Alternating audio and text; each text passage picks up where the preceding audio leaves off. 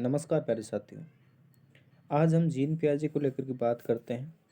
देखिए, gene पियाजे Switzerland से आते हैं और संज्ञानात्मक विकास सिद्धांत का प्रतिपादन किया था इन्होंने, जो कि रीट, सीटेट और शिक्षक भर्ती परीक्षाओं में एग्ज़ाम की दृष्टि से बहुत ही महत्वपूर्ण ये व्यक्ति हैं।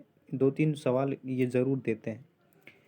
इन्होंने बहुत सारी पुस्तकें लिखी, जिनमें से फेमस बुक्स है the language and thoughts of child और the moral judgement of child mind. ये इम्पोर्टेंट महत्वपूर्ण पुस्तकें थी। संज्ञान का अर्थ बताते हुए इन्होंने कहा कि बच्चे वातावरण से जो भी ज्ञान ग्रहण करते हैं उन्हें संज्ञान कहते हैं, या फिर यूँ कहें कि अपनी जो उम्र है बढ़ने के साथ साथ वातावरण से हम जो ज्ञान ग्रहण करते हैं वही संज्ञान है।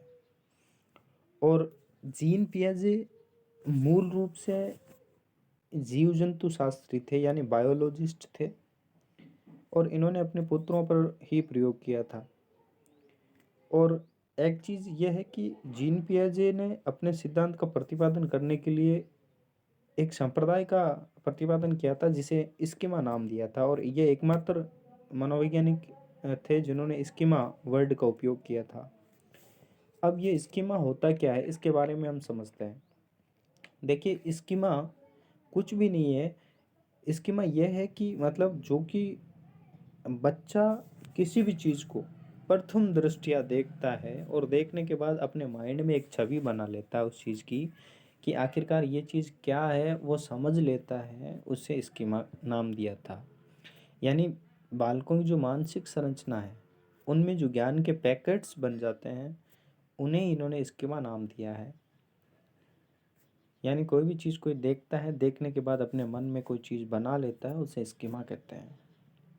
और इन्होंने 4 अवस्थाएं बताई है विकास की, कि बालक किस प्रकार से बड़ा होता है। उन्होंने विकास को 4 अवस्थाओं में बांटा है। तो सबसे पहले इनकी अवस्था है संवेदी पेशीय विकास की अवस्था, जिसे इन्होंने सेंसरी मोटर डेवलपमेंट स्टेज नाम दिया है, जो कि 0 से 2 वर्ष के लिए होती है। 0 से 2 वर्ष के बालक संवेदी पेशी अवस्था के माध्यम से विकास इन्होंने बताया है।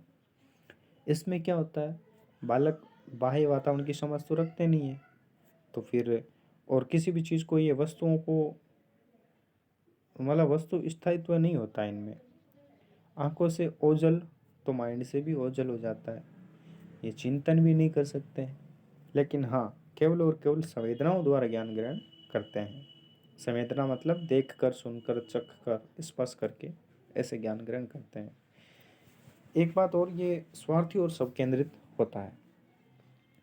फिर पुनः जीन पियाजे ने इस संवेदी पेशी अवस्था को 6 प्रमुख भागों में और बांटा है, जिसमें प्रतिवर्त की क्रियाओं की अवस्था, जिसे 0 से 1 माह के लिए बताया है। और ये अवस्था है जिसमें बालक चूसने की इनमें प्रवृत्ति ज़्यादा होती है। इसमें बालक चूसने की प्रवृत्ति ज़्यादा पाई जाती है, कोई भी चीज़ को मुंह में रखेगा। नंबर 2 पे प्रमुख वर्तीय अवस्था, जिसमें 1 से 4 माह की है, और इसमें शारीरिक गतिविधियां दोहराव करता रहता है।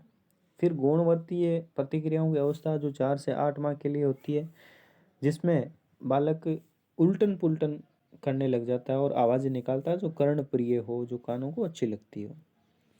फिर गौण स्कीमेटा के समन्वयन की अवस्था, जो 8 से 12 माह के लिए होती है, जिसमें व्यक्ति बालक की चीज़ें हम छुपा देते हैं तो वो इधर उधर ढूंढने लगता है।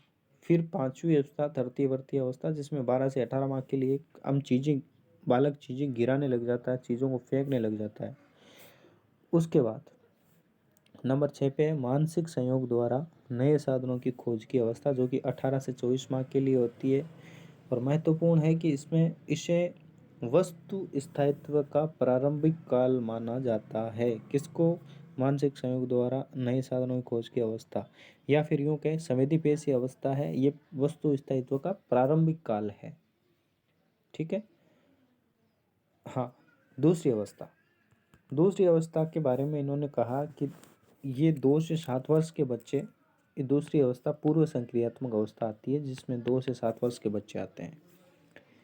इसमें क्या होता है कि बच्चे अनुकरण द्वारा सर्वाधिक सीखते हैं, और प्रतीकात्मक अवस्था इनमें हो जाती है। प्रतीकात्मक मतलब इनमें निर्जीव वस्तुओं के प्रति सजीव कल्पनाएं उत्पन्न हो जाती है, जिसे हम एनिमिज्म या जनात्मवाद या जीववाद कहते हैं। इसमें अतार्किक चिंतन होता है, वस्तु स्थायित्व की भावना का विकास पूर्णतः हो जाता है। उसके बाद इस अवस्था को इन्होंने दो अवस्थाओं में फिर बांटा, पूर्व संप्रत्यात्मक अवस्था और अंतर्दर्शी या अंतःप्रज्ञा अवस्था। ये 4 से 7 वर्ष है, और पूर्व संक्रियात्मक जो पूर्व संप्रत्यात्मक 2 से 4 वर्ष है। नंबर 3 पे मूर्त कह दो, ठोस संक्रियात्मक अवस्था कह दो, या फिर हम कॉन्क्रीट ऑपरेशनल स्टेज कहते हैं, जो कि 7 से 12 वर्ष तक के लिए होती है। इसे हम वैचारिक क्रिया की अवस्था भी कह सकते हैं। इसमें बच्चा मूर्त रूप से चिंतन करता है, इसलिए इसे मूर्त संक्रियात्मक अवस्था कहते हैं। और इसमें बच्चा तुलना करने लग जाता है, और बालक को समय और इसका कैलेंडर और घड़ी का ज्ञान हो जाता है, और भाषा का कूटकरण हो जाता है, संप्रेषण की योग्यता इसमें विकसित हो जाती है। उसके बाद फॉर्मल ऑपरेशनल में यानी औपचारिक क्रियात्मक अवस्था में ये होती है 12 से ऊपर। जब बालक हो जाता है तो मूर्त और अमूर्त दोनों रूप से सोचने लग जाता है, इसलिए इस अवस्था को तार्किक चिंतन की अवस्था कहते हैं, जिसमें बालक पूर्णतः अपने विचारों से मतलब अपने हिसाब से काम करने लग जाता है, किशोर होने लग जाता है, किशोर अवस्था में आ जाता है। ठीक है।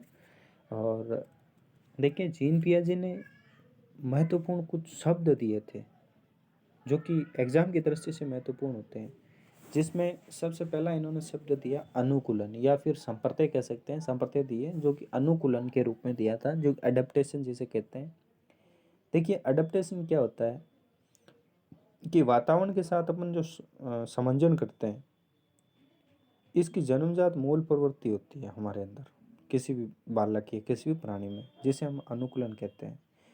यानी जिस प्रकार का वातावरण है, जैसे सर्दी है, अधिक सर्दी अपन सहन करते हैं, गर्मी भी सहन करते हैं, जैसे वातावरण हमें मिल रहा है और हमारा शरीर उसके अनुकूलित हो जाता है, एडजस्टमेंट हो जाता है, तो उसे हम अनुकूलन कहते हैं।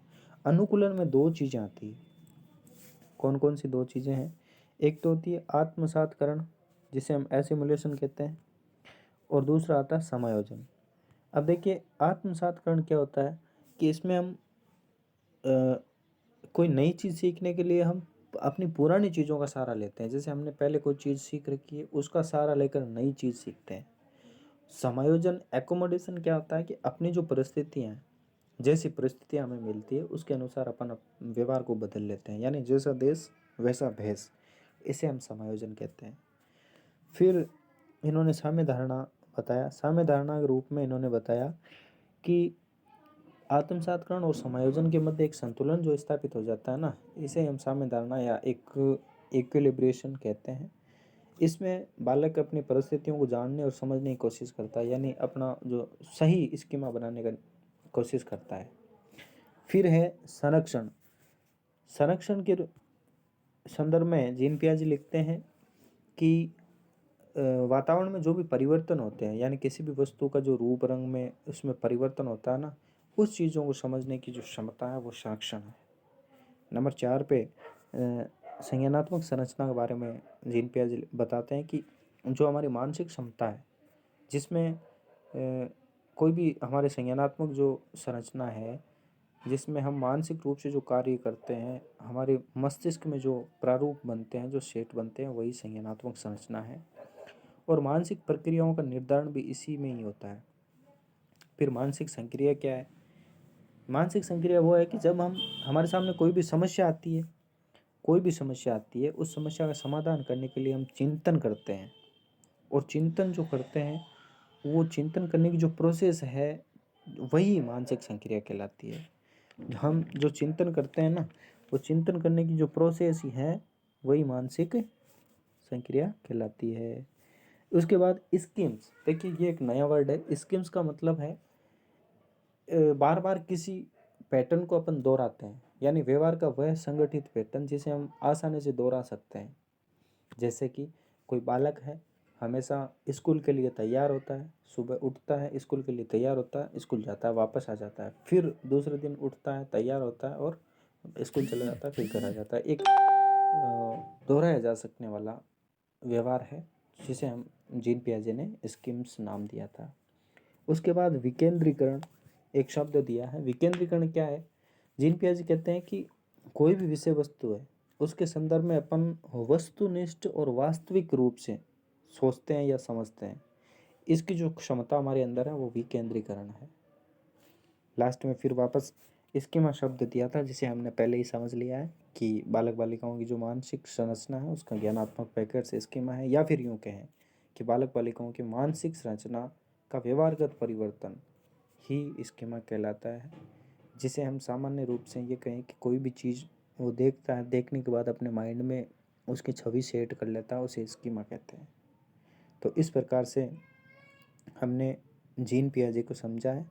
निश्चित रूप से इसमें से 2-3 प्रश्न आपको हर एग्ज़ाम में देखने को मिल जाते हैं। धन्यवाद।